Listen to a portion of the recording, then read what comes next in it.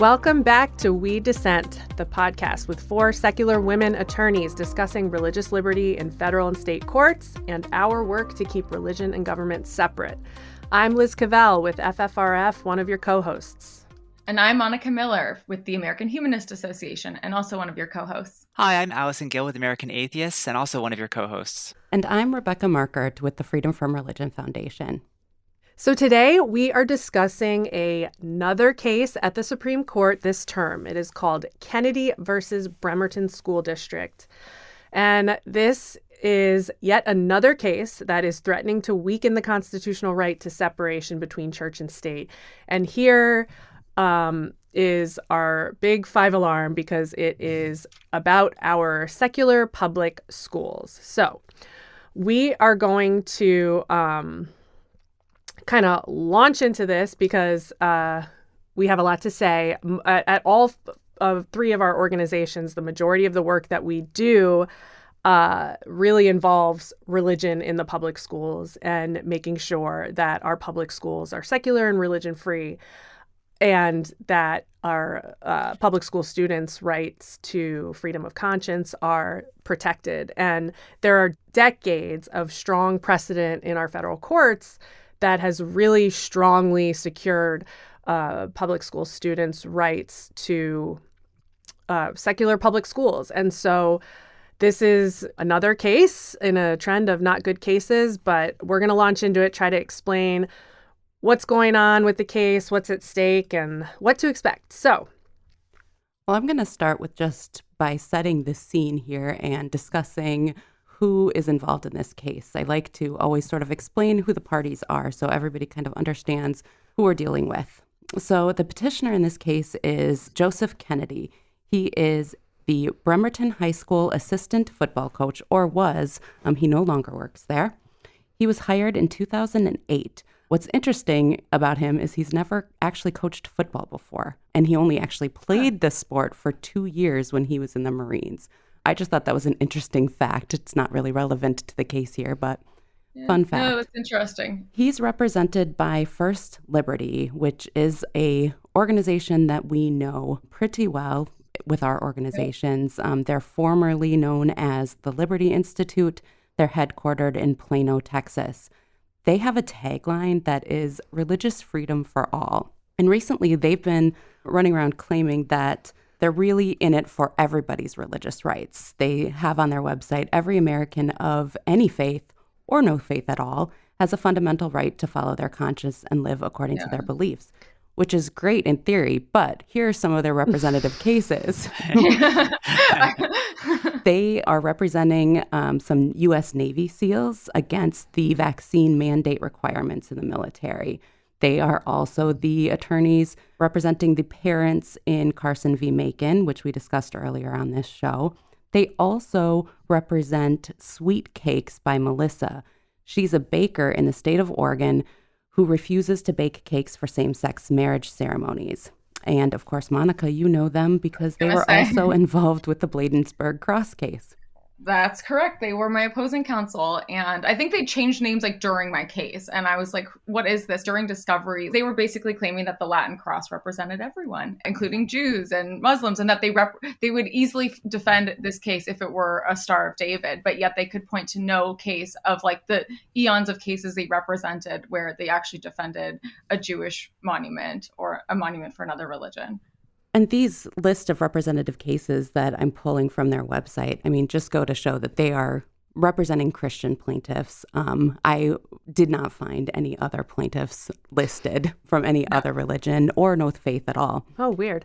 Yeah, they were like on a full tear of defending Christian-owned businesses that like want to discriminate against LGBT customers in violation of the anti-discrimination laws. That was their big crusade, and have really recently latched on to anti-vaccine plaintiffs in the COVID era. So that is basically their religious freedom for all. It's such a funny tagline too, because they're saying religious freedom for all, but their definition of religious freedom is so pinched and like particular to their belief systems that is the real problem right here. Their definition of religious freedom is just not one that's well understood or accepted by everybody.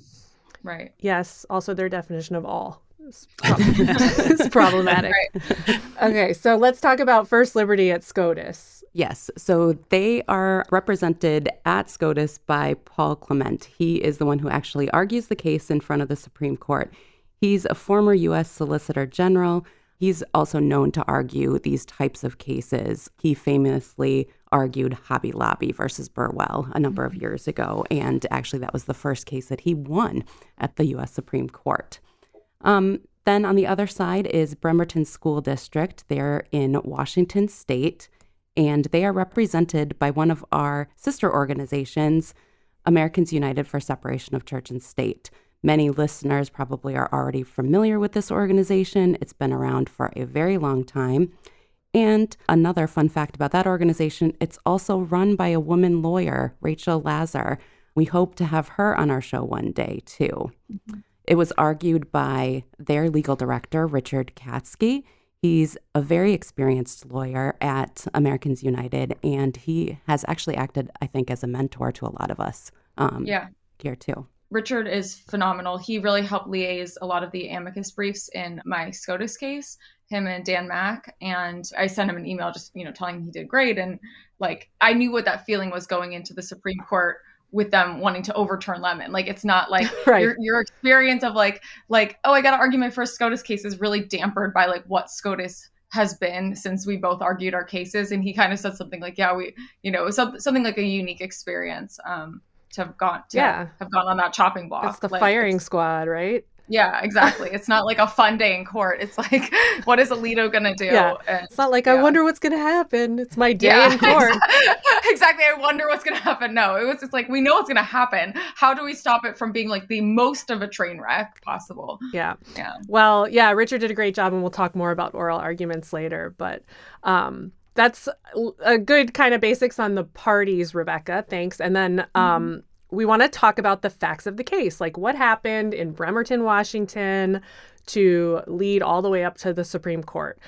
And this is going to be tricky because we need to talk about the alarming thing that happened to the facts in this case. And SCOTUS is going to be relying on completely fabricated facts that have kind of changed and morphed as First Liberty has kind of pushed this case through the appellate courts.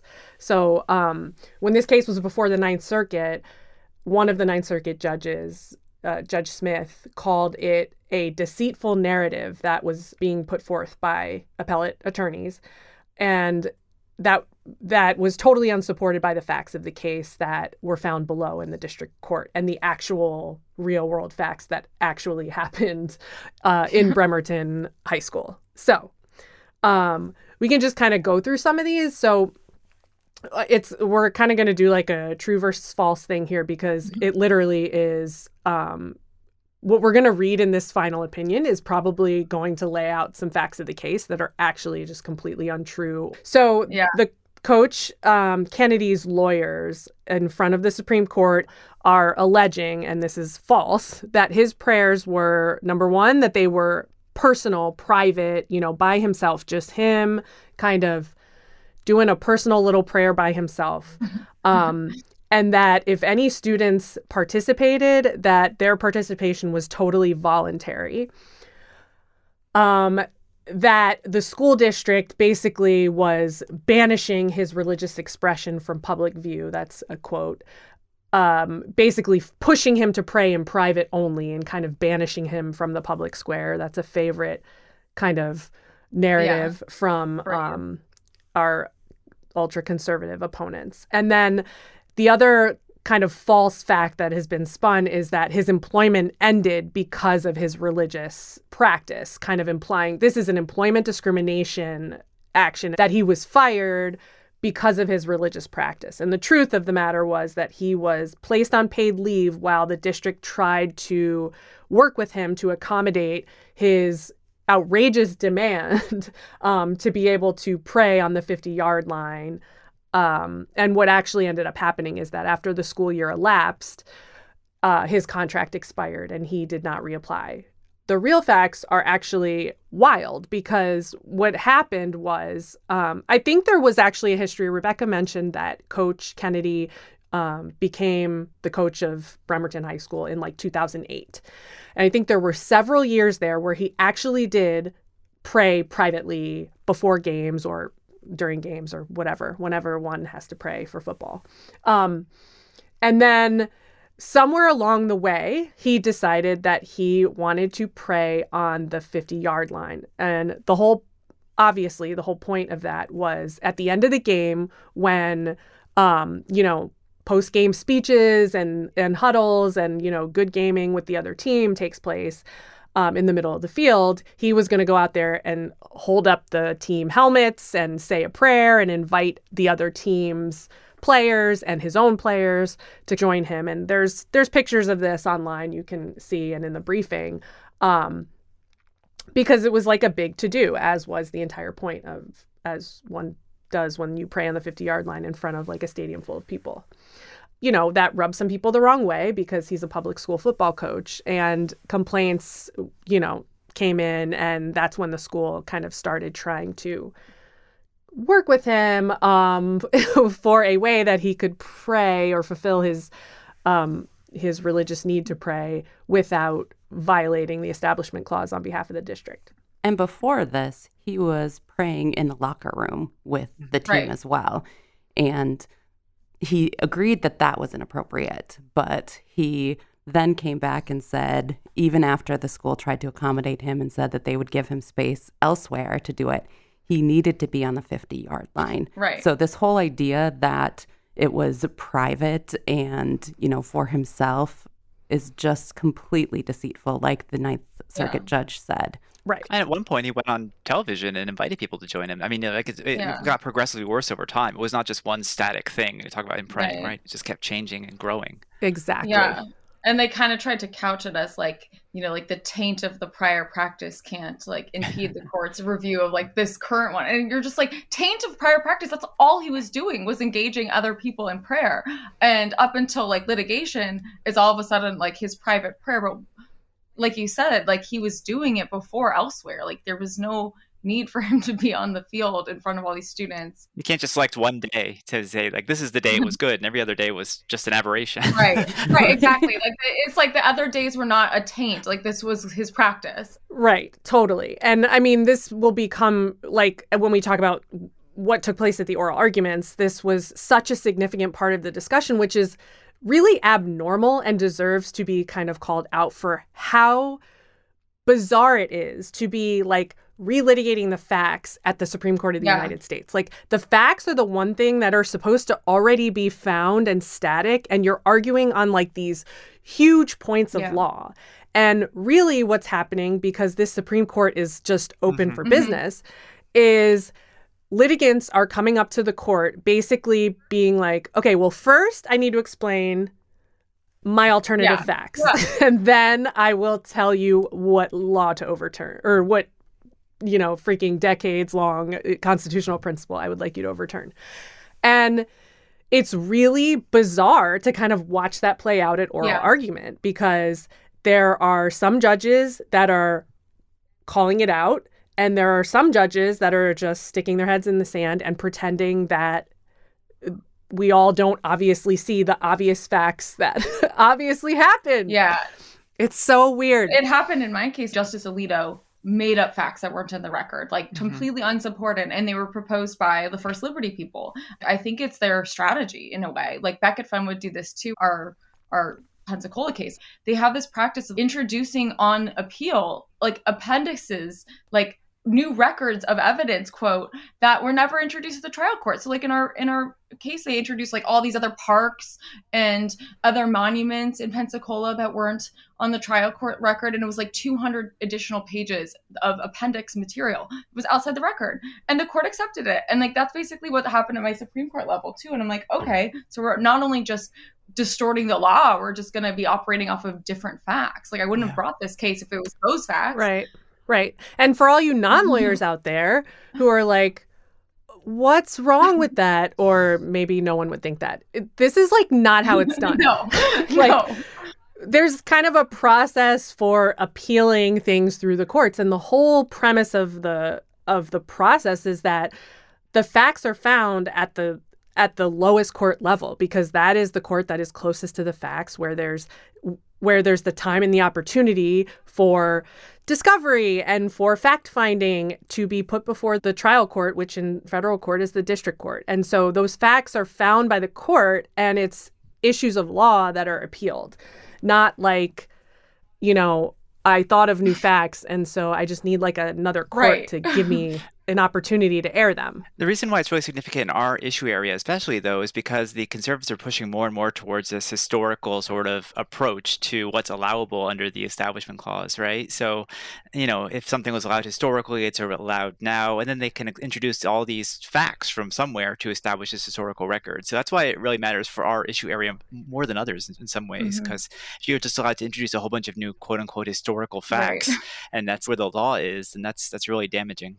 Yeah. And I mean, the other thing that's just like horrifying to us as lawyers is just, people may not know this, but it's normally like a point of professional pride that you don't like lie to courts. Yeah, right. It's just like professional pride. It's just like not done. It's an ethical, it's also like super important. An ethical obligation. Yeah, it's important to the process as well. Yes, it is an ethical obligation. It's kind of the one thing that makes the whole it's kind of like America right now. It's like, if we're not all playing by the same rules, then we're not doing anything. We're just like, nothing is happening. There's just like cheaters winning. And that's what's happening. It's just like new facts being introduced literally at the Supreme Court level, and lawyers being totally fine with lying. Like Paul Clement just putting his professional patina on what is really something that we should all be alarmed at, because it's not fair and it's not true.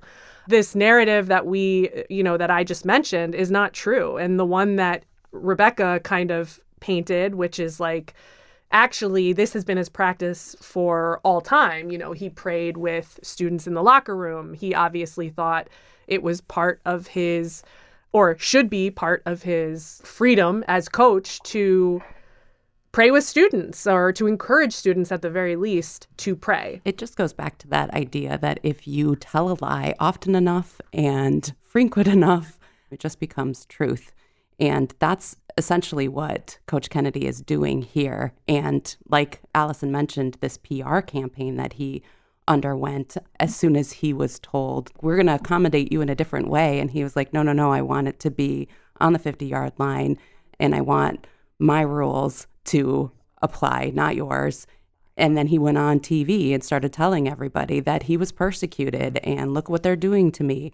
And he kept doing that out in the media, that he got a whole bunch of journalists also sort of portraying that narrative that, like, look, he's being persecuted. He was fired for that when he was not actually fired.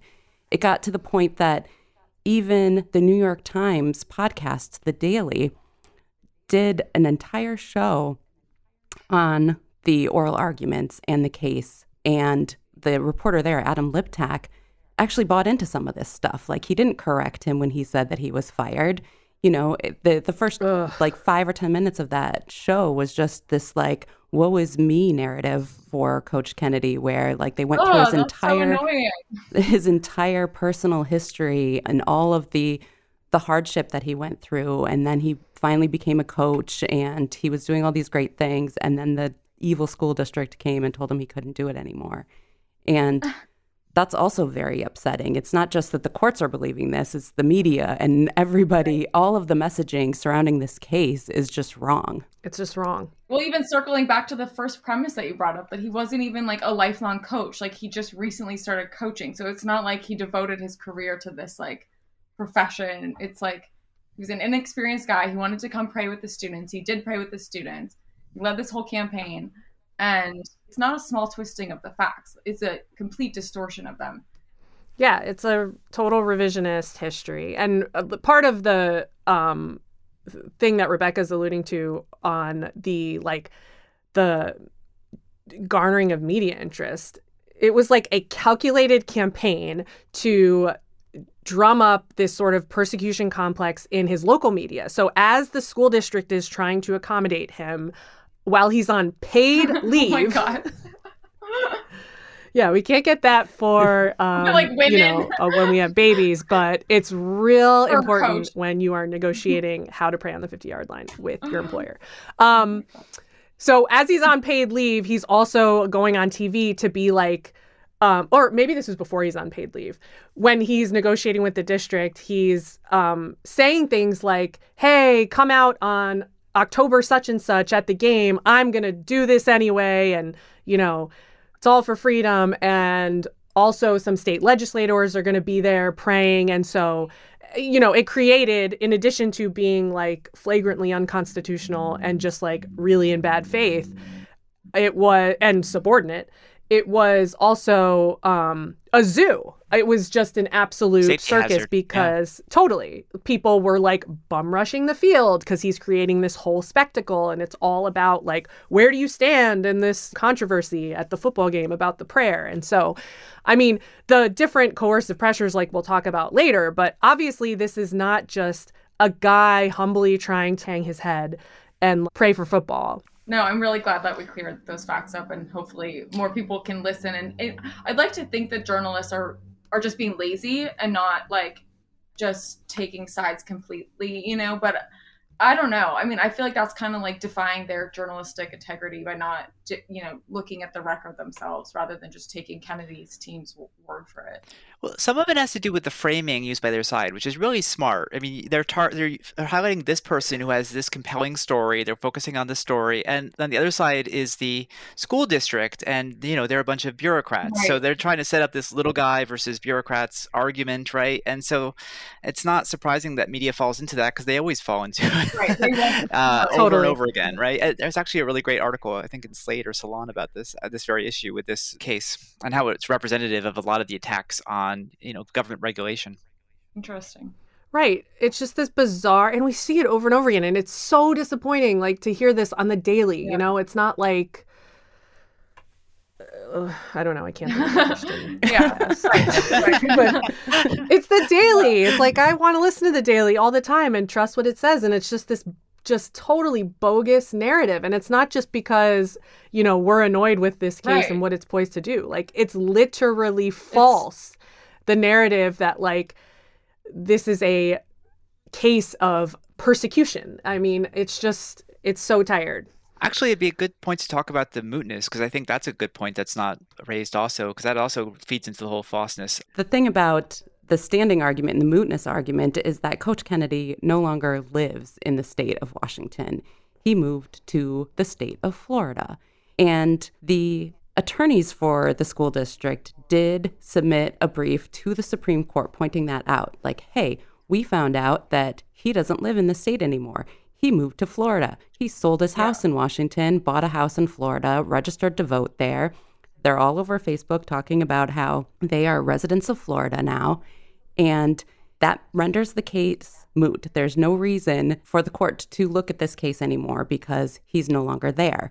And he responds by saying, well, I'm going to move back if they give me my job back. Right. And like, the reason it's moot is because the relief he's asking the court for is his job back. And his job back, and also to be able to do his prayers on the 50-yard line. Like, he wants it all. But of course, he's not really in a position to like receive that relief because he no longer lives there anywhere near. He's like literally as far as you could possibly be from the Pacific Northwest in Florida. I think it's like a $5,000 a year job or something crazy like that too. I was just going to say it's not that. like... It's a part-time Yeah. job and only pays $5,000. Right. And to think that he's actually going to move across the country for this $5,000 job is just laughable. Right. And again, going back to the theme of like, if this weren't a Christian plaintiff, if this were us, there is no question we would be kicked out on standing. Thinking back to the pledge case with Mike Newdow, where he was a father of a child in a public school district and didn't have standing to challenge the Pledge of Allegiance because they didn't want to acknowledge that there was religious language in the pledge. Like, this man has no vested interest in the outcome anymore, like according to Article 3. Like, it's just infuriating. Yeah, it is. It really shows that they're going out of their way to take these cases. And I think, this goes back to what we were saying about the malleable facts in the case. Like, the facts are sort of whatever they want them to be. They're going out of the way to take this case, even though it really shouldn't be in the court in the first place. And I'd argue the third part of that trifecta, and this came up in the oral arguments, maybe it's a good tie into that, was that his beliefs are whatever they need to be at the moment to get him the exact desired relief, right? They are, my beliefs actually, I have to pray at the 50-yard line exactly at this exact time. You can't make any other accommodations. So it's very, very gerrymandered and specific. So it's I don't know. It's very frustrating. And back to what Monica was saying, if it were us, if it was an atheist plaintiff making these arguments to the court, we wouldn't have our day in court. The court would definitely dismiss the case because we don't have standing to sue anymore. And that is largely what the brief for Freedom from Religion Foundation and the American Humanist Association centered on, was just the fact that the court is establishing these different tiers for standing. So atheist plaintiffs are not getting the same rights and privileges to get into the courthouse as Christian plaintiffs are. I got yelled at actually when I just argued in the 11th Circuit Court of Appeals a couple weeks ago. I had a very conservative panel, and these were plaintiffs that went to a prayer vigil, experienced the prayer vigil, lived in the town, were sent communications from the police department, and they might lose on standing, even though these people had way more than direct unwelcome contact. Judge Newsom, that was leading the panel, and to the other side, he was like, well, let me just play devil's advocate. It's like, no, your whole job is to be neutral to both sides. Like, you're not supposed to just play devil's advocate with them and then ask me the real questions. Right. I was like, I implore you guys to consider this case as if it weren't an atheist plaintiff, and some version of that. And then Judge Newsom was like, I'm gonna assume you didn't mean us personally on this panel. And I had like a split second to decide if I wanted to lean into it or not. And I was kind of like, yeah, I did mean that. I did mean you guys specifically, because I was so jarred by the questioning. And it's really with the Establishment Clause more so than the other provisions that are, for more individual rights focused, like your right to a jury trial or your right to, these things. The Establishment Clause is really like a bulwark against the government intrusion on religious things, and also from encroaching on the freedom of conscience. And so when the government does that, it's usurping its power. It's taking it from the people.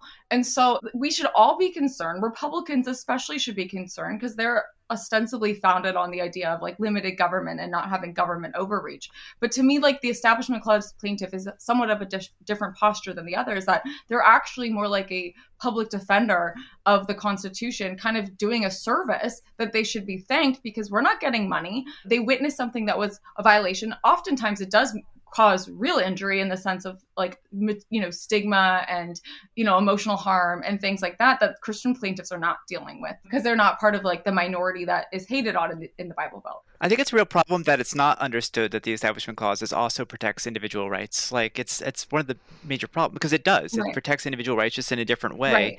And it's been recognized, in the other context, but not for the Establishment Clause, especially by this most recent court. Yeah. Well, and I think the rights of the students in this case are particularly lost because of the narrative that has been spun around Coach Kennedy and his persecution because he couldn't pray at the 50-yard line. We're really losing sight of the fact that this Establishment Clause and the law surrounding religion in the public schools is to protect the children from this influences, from people who want to proselytize, and, goes against the parents' rights to direct the religious or non-religious upbringing of their children. Yeah. And it really frustrates me that there's one fact that I feel didn't get enough play, and it's that there was at least one atheist player on that team who said that they felt compelled to participate because he feared he wouldn't get playing time if he didn't participate in those prayers.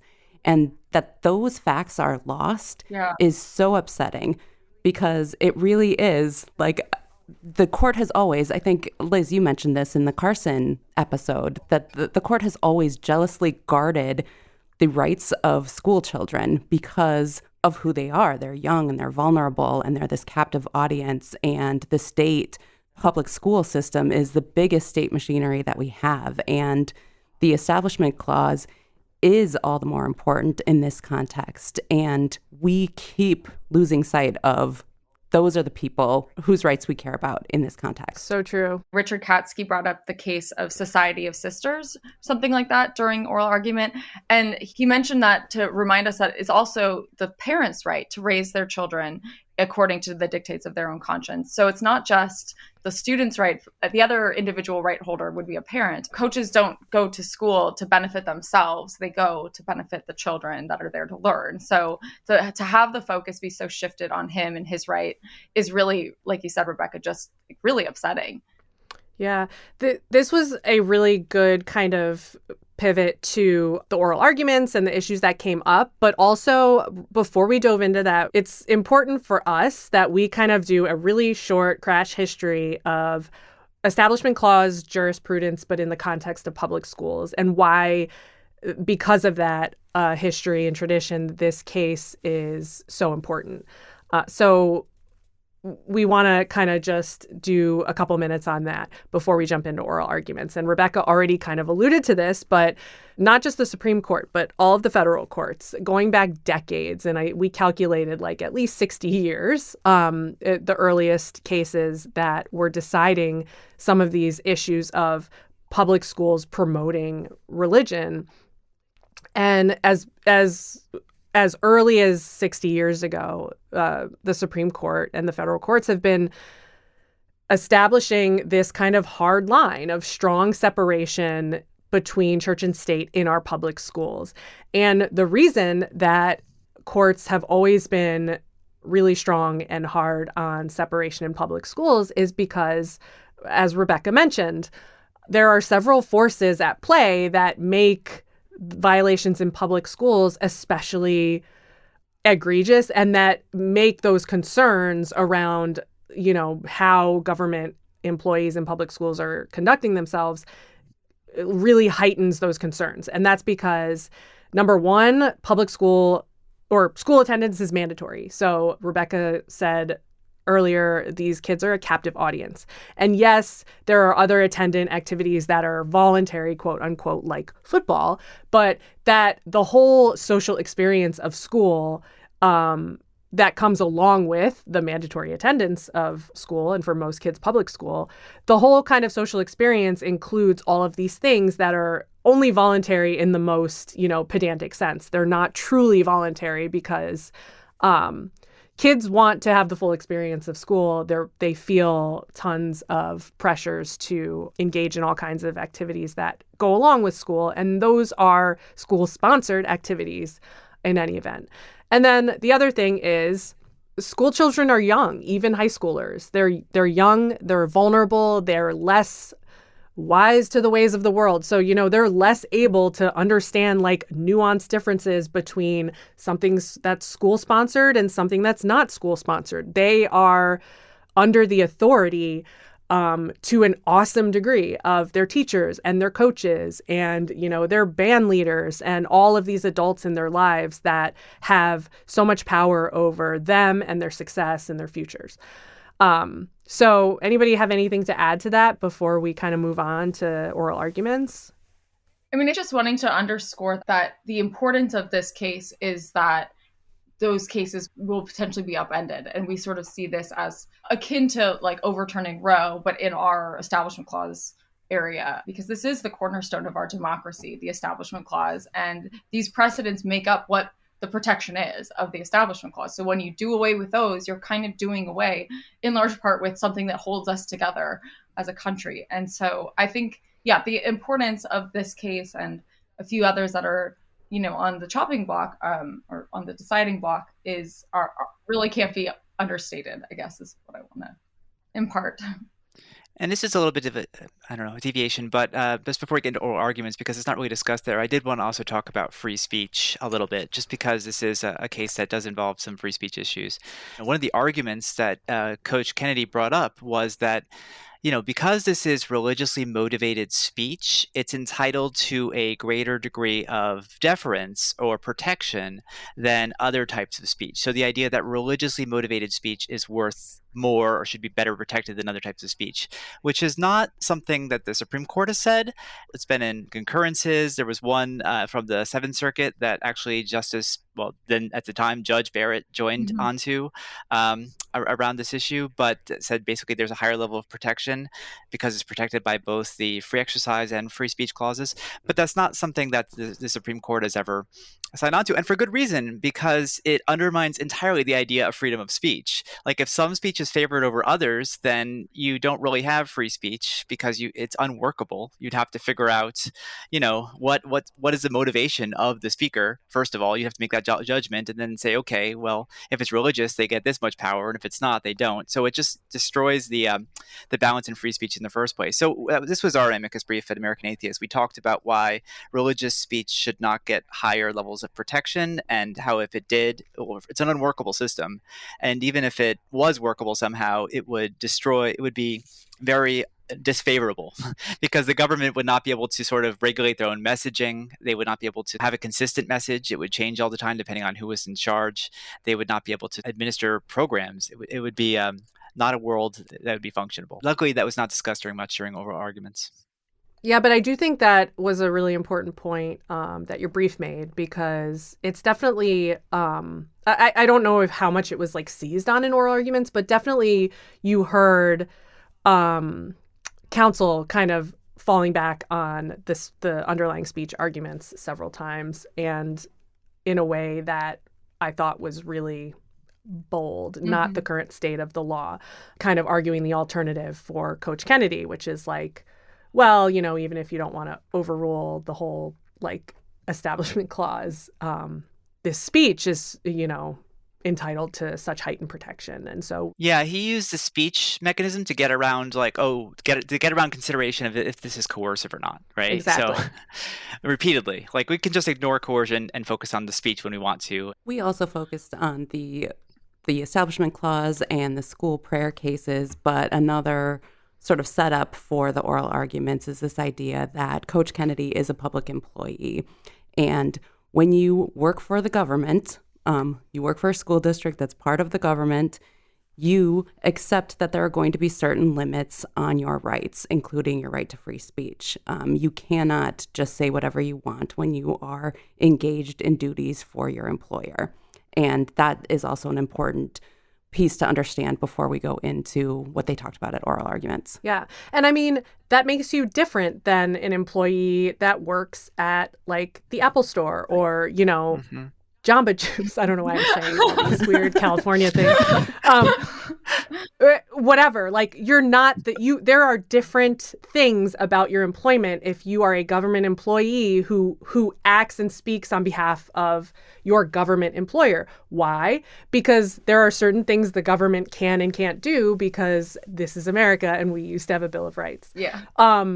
So that's important. And also, it's not just Rebecca Markert saying that. Like, this has been the tradition of the courts, both on speech, just government speech, and how government employees can and cannot engage in government speech, or how their employer can regulate their speech.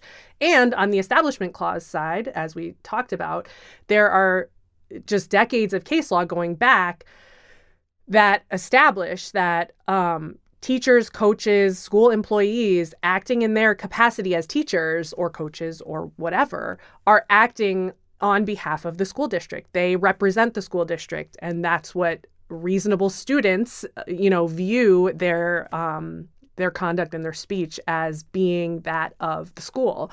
And there's nothing really like hard to understand about that. And it's not particularly hard to parse. I mean, there have been cases, it's been very fact dependent. And this is where, the oral argument was kind of infuriating, where it's like, but what about this in terms of hypothetical facts? But the reality is, like, it hasn't been that hard to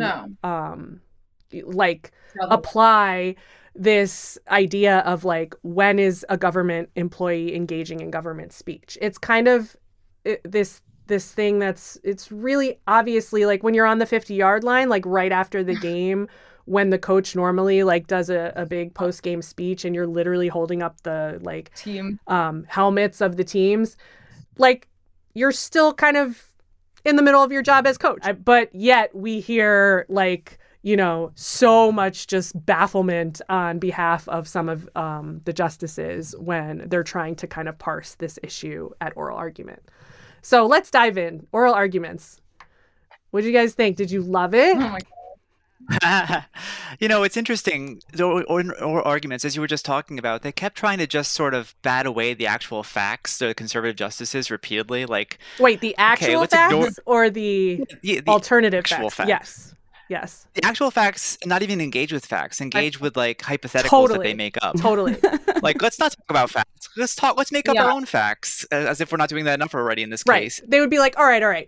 Well, pretend it was the 50-yard line, but he didn't go on the news. Right. Then what? You know, like kind of creating these like, you know, cabined off versions of like how you could like, what do you call it? Like legitimize anything that Coach Kennedy did, right, or kind of insulate it from being government speech or something like that. Like there was just so much hypothetical talk. And you're right, Allison, not a lot of engaging on the facts, the actual facts. Yeah. I thought one of the best lines of the morning was Justice Sotomayor when she said, "I don't know of any other religion that requires you to get at the 50-yard line, the place where post-game victory speeches are given.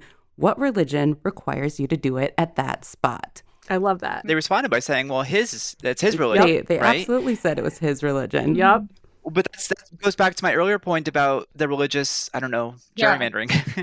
Like the religion is whatever it needs to be to fit the facts of the case, right? And I thought that was a really great way of pointing that out. Like the amount of work that I have to do to establish that humanism is close enough to a religion for like prisoners to be able to have humanist meetings on par with religious groups. It's like, oh, I don't know, like that doesn't fit the model, even though it does, because like it doesn't have to be a religion. But yet he gets to rely on just his own word and, oh, well, no one's challenged the sincerity of his beliefs. Are you kidding me? Of course they have. Like half of this thing has been about, you know, he doesn't have a right to, you know, like his belief about standing at the 50-yard line. It's belied by the facts of him praying elsewhere for other times. So I don't even understand that point. It doesn't seem true. Right. No one's questioned the sincerity of his beliefs. And that's the way of saying I'm really embarrassed by this question.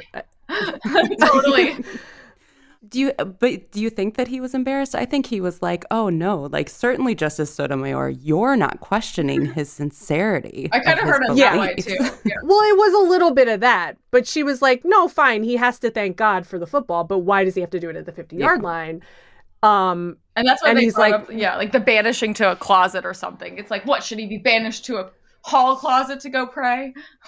Well, I thought Paul Clement's answer to that, what you're saying is totally embarrassing, but his only answer was like, well, yeah, it's his religious, he felt compelled to do the prayer where the thing he was praying about happened. You know what I mean? It's just kind of like stupid and embarrassing when you're like a real serious person. Yeah.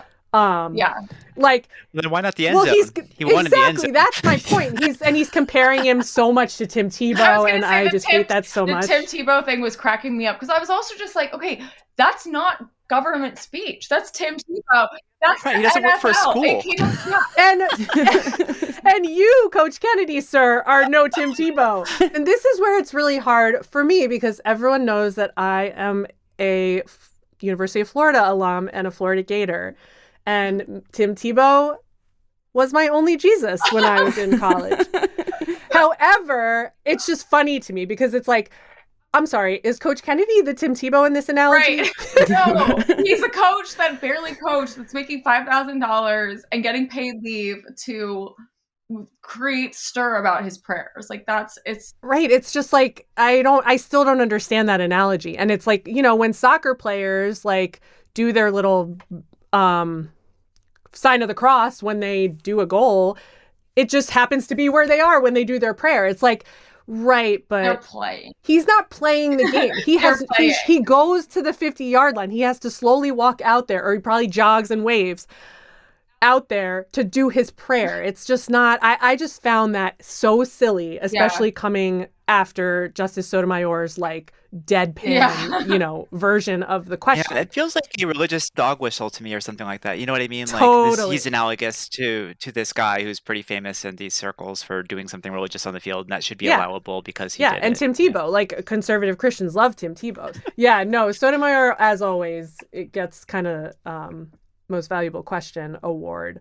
But it was just totally infuriating seeing the pivots from like Paul Clement just like refusing to engage on the level. Like I say this every time we record an episode. There was like, as always, kind of two levels of reality going on. And, most of the justices are not on the level grappling with the real facts. What bothered me was that they were having this quibbling discussion about whether the word coercion was used in a letter sent to the person like years ago. Like that's the sort of discourse on the one side. They have to have all their I's dotted and T's lined up to such an extent that they need to have like the word coercion in a letter, or else they can't talk about coercion in the case at the Supreme Court years later, versus this coach who gets to just be freewheeling and make up his own facts whenever he feels like it. It's kind of... I know, it's so fun. It's so like punctilious and like it's just bizarre because it's like, well, if you look back at the record, you never saw this. It's like, what are you talking about? Yeah. You're literally just making stuff up. Let's back up and explain what you're talking about, because I think it's really interesting. Like we have to kind of set up where does all this endorsement coercion stuff come from and why is it so important? Sure. The endorsement test is a test that's sort of born out of the Lemon test, which is the primary test that's used in Establishment Clause cases that requires a secular purpose, secular effect, and no religious entanglement. Along the way in the Supreme Court's mostly school jurisprudence, the Santa Fe case, the court kind of merged the first two of those prongs, the purpose and effect prong, but to ask really what would a reasonable observer perceive that's being done here? Would they perceive the school endorsing prayer, or would they perceive something else? And so that's kind of the endorsement test. I think Justice O'Connor might have been the one that kind of coined it, but it's really still very tethered to the doctrine of Lemon and what the government can and can't do, just from a basic what the Establishment Clause prohibits. It prohibits the government from, looking like it's endorsing religion or sponsoring or promoting it. Then you've got the coercion. Right. Super simple. And then coercion is really it doesn't really have its primary home even in the Establishment Clause. It's kind of more of a free exercise clause concept, which is that the government can't coerce individuals into believing one religion or another. I mean, it clearly has its roots in the Establishment Clause as well. But as justices have noted, before coercion became like the talking point of the Establishment Clause, it's really just a shortcut way of finding an Establishment Clause violation, because when the government coerces individuals to participate in religion, it unquestionably also endorses that religion. It's really hard to coerce without endorsing. But they've never seen coercion as like the main thing the Establishment Clause is guarding against, because free exercise clause kind of does that. So our opponents have been viciously trying to overturn the Establishment Clause as just like a concept, and they've been attacking it through the endorsement test and Lemon and saying that the Establishment Clause doesn't even prohibit religious endorsement by the government, and they want to get rid of the Lemon test. And so they're really honing in on coercion because they want it to displace the regular test, because coercion would be a higher bar for us to meet. Right. That the only thing the Establishment Clause really prohibits is the government coercing in people into religious practice or whatever. That, it really doesn't even mean that anything more than that. Well, all these decades and decades of case law establishing that actually, and especially public schools, cannot endorse religion, basically put their stamp of approval and, for all to see that they approve of or encourage certain religious practices or just religion in general. That actually, that shouldn't be what the First Amendment, the Establishment Clause means. So, Alison, you want to take away what you're talking about when you say Coach Kennedy's attorneys are focused on this letter? It was one of the letters that they sent to the coach, basically saying, the school district sent to the coach saying, please stop this behavior. You're engaging in activities that's not allowed under the Constitution. We're going to have to take steps here. And they focused a lot on like how this would seem like they're endorsing improper activity that would violate the separation of religion and government. They don't. The contention from the other side is that because this focused on just endorsement, there was no argument that coercion was at play here. And so now years later, when they tried to talk about how his activity with both endorsing Christianity and was also coercive and had a coercive impact, that is not something that should be discussed. It's not part of the record, and therefore it's just a pretext, basically. Right.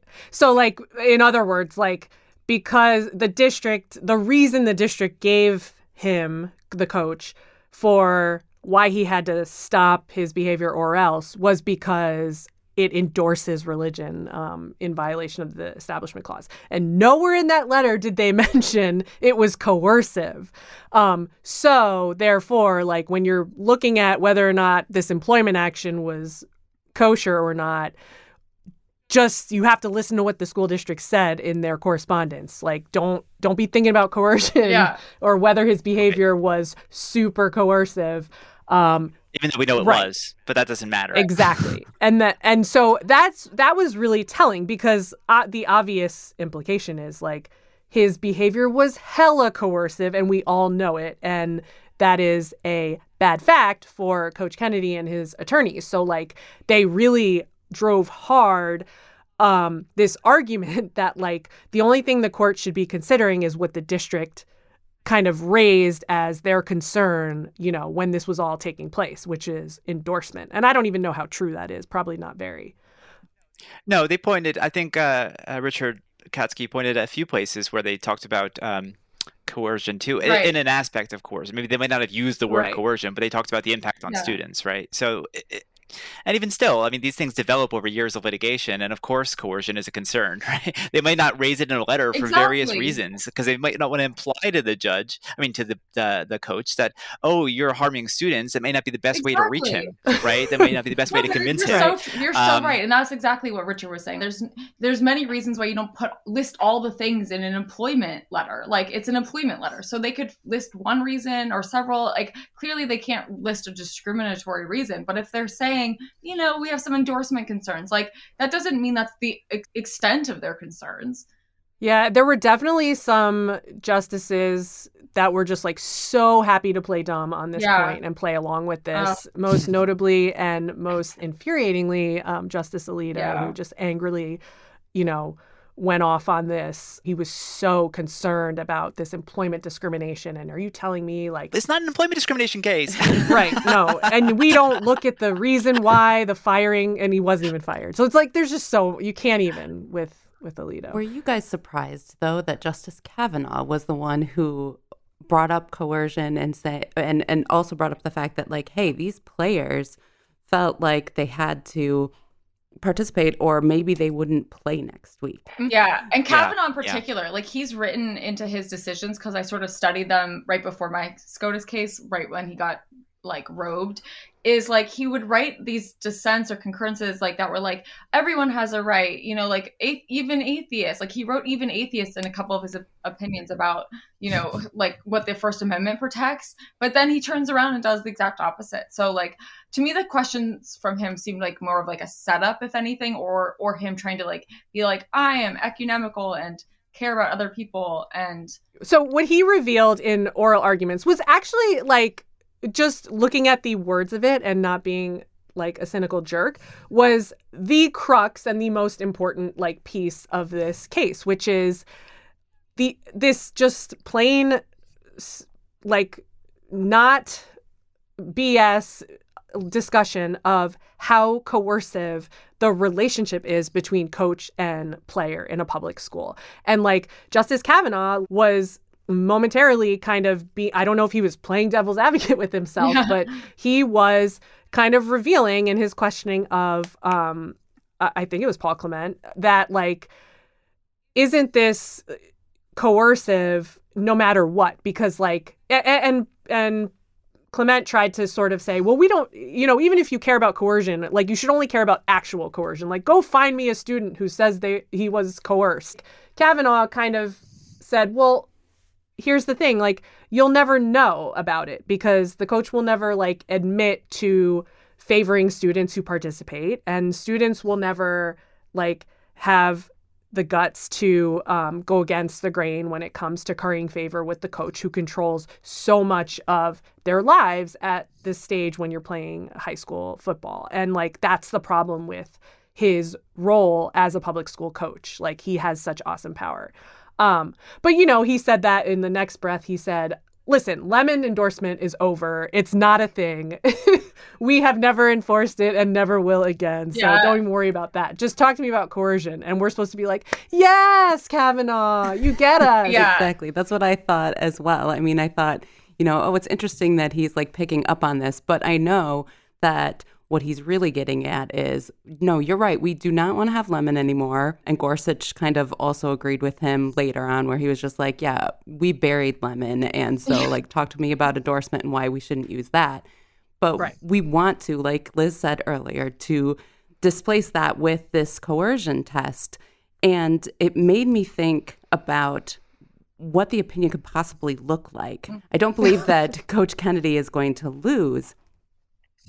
But it did make me wonder for a second, like, what if the school district wins, but coercion is the test, and that's the test for the Establishment Clause? Like, it looks like it's a win for us, but it's not really. And that, I think, is something that could happen.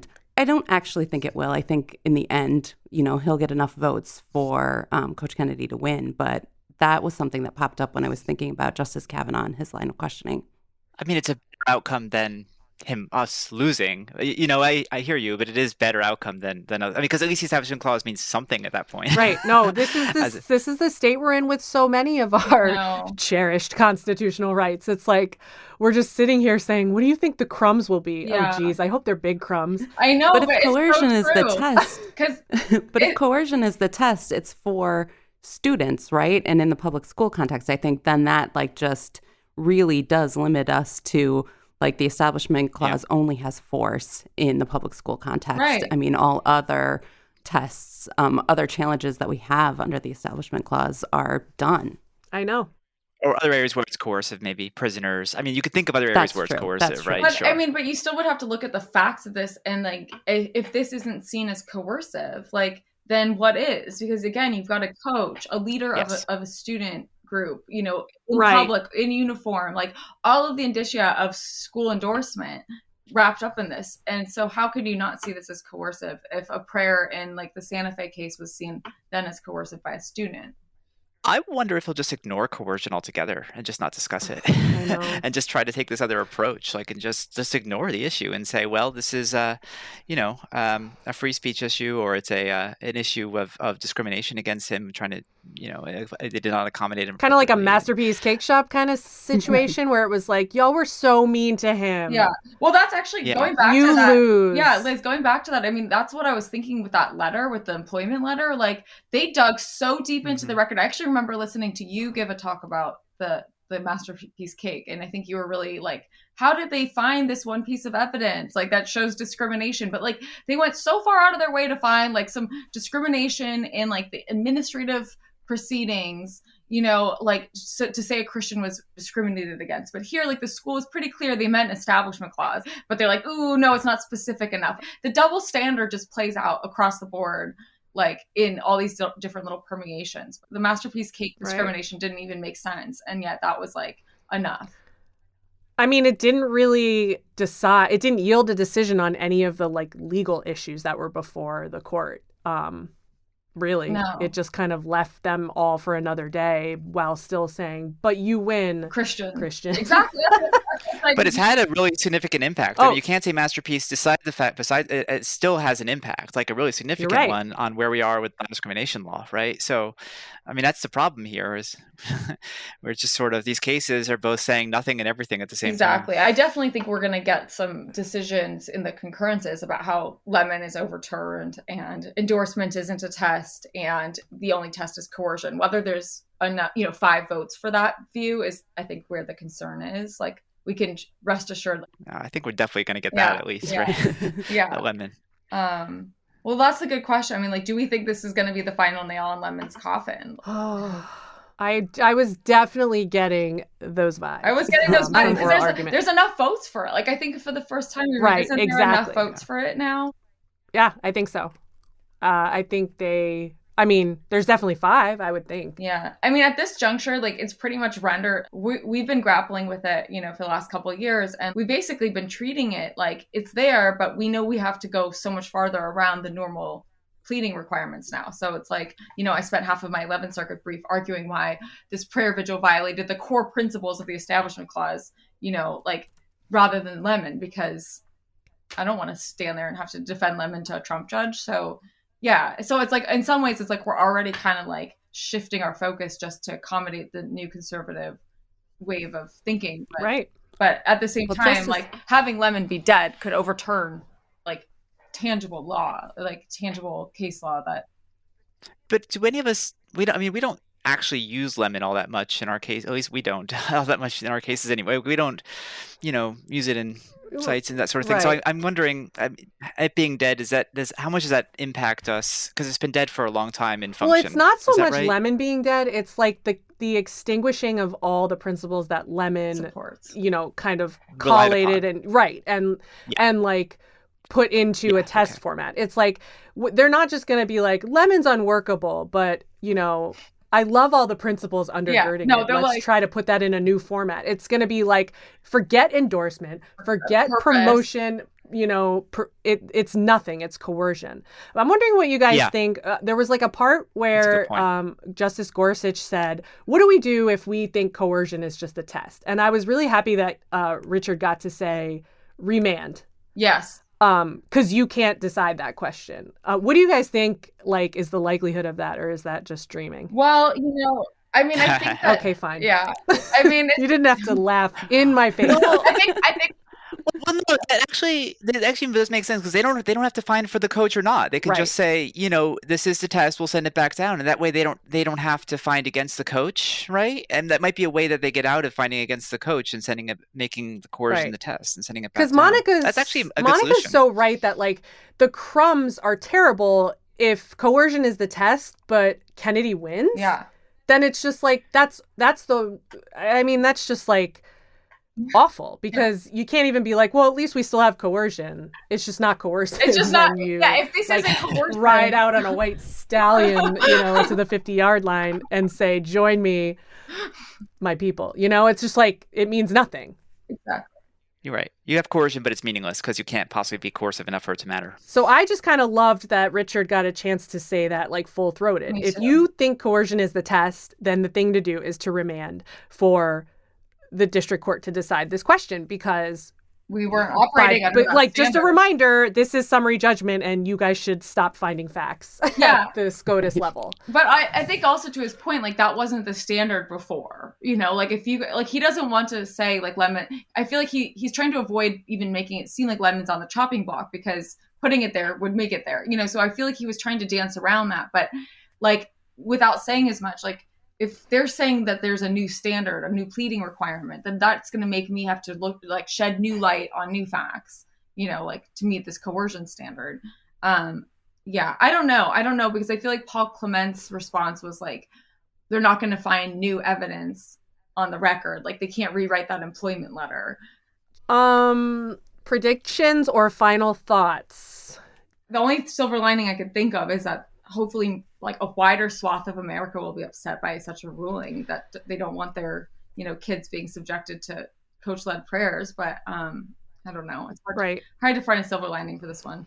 We're alarmed, and we want you to be alarmed too, because this is so important that like when your kids go off to school and participate in public school football, that like they don't feel pressured to conform and join prayer circles. And like just by virtue of your coach doing that, that's the coercion right there. It's like, I'm going to do, and Richard brought this up too. It's like, if there's an optional training workout every Wednesday morning, you can bet that like every player is going to be there, because you want the coach to see you doing the things that the team does. And so it's alarming. And this is this is not just about football either. This will extend to public schools in general. So let's keep that in mind as Right. well, right? It's not just about football. So this, whatever happens here, it has gonna have an That impact is on so true. everything else. Teachers, like every single public school teacher now will be operating under a new standard of what coercion is, and you can bet they'll be praying in the hallways and before class starts, but like right when the students come in. Like I just feel like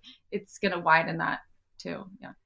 It's also not just about prayer either. We see baptisms in high school football and religious clubs and things like that. It's going to have wide impact. And just like religious grooming. And like, this is not for public schools. This is for parents to decide whether and how their children are exposed to religion, not public schools. Absolutely. We Dissent is a joint production of the Freedom from Religion Foundation, American Atheists, and the American Humanist Association. It is hosted by Liz Cavell, Alison Gill, Monica Miller, and me, Rebecca Markert. Other production support comes from James Fettaplace and Greta Martins. Audio engineering is provided by Audio for the Arts in Madison, Wisconsin. Thanks for listening.